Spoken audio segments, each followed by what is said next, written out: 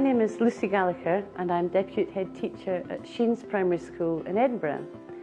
Sheens Primary School is a remarkable example of Victorian architecture and has been serving our community on the south side of Edinburgh for 120 years. If you speak to our teachers about using one-to-one, they will tell you that it's actually easier to manage a one-to-one deployment than having a shared set. The shared set is not too far removed from the fixed lab, which has to be timetabled. You have to take the children to the technology rather than have the technology at the children's fingertips. Before we had the iPads, you had to take your class down to the computer suite, which is down in the basement. So if you're in the upper school, you're going down 3 floors with 30 children behind you. I find it quite frustrating because you got a weekly slot to use your computer time. So by the time you'd actually got them to say start using an animation program, you got very little done. The computers were quite bad. They were very slow at loading. You had to copy down the password because we didn't know off by heart. With these ones you just have to swipe. Oh, an iPad was just brilliant. I haven't been to the ICT suite with the children since we got the iPads.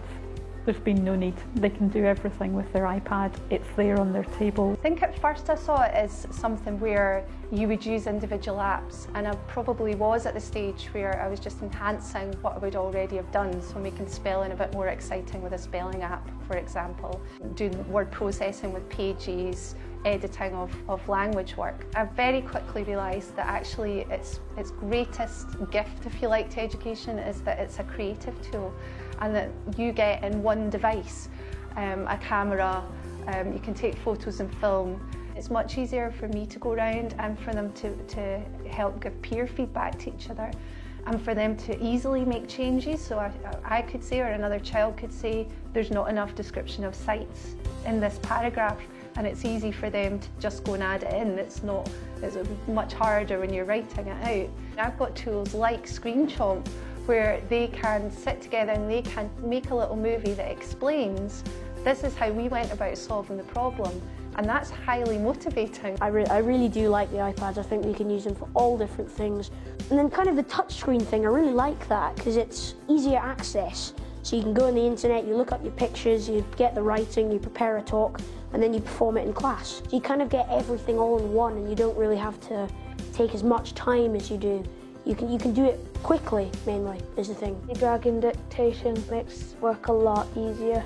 If it's a written project, I can say in my words into that, and it's spelling them out, and I can write it, so I get better at spelling, and I can see the correct spelling if I get it wrong. It's changed the activities I can give the children, the ways that they can show what they've learned. There's far more opportunity for creative activities for them.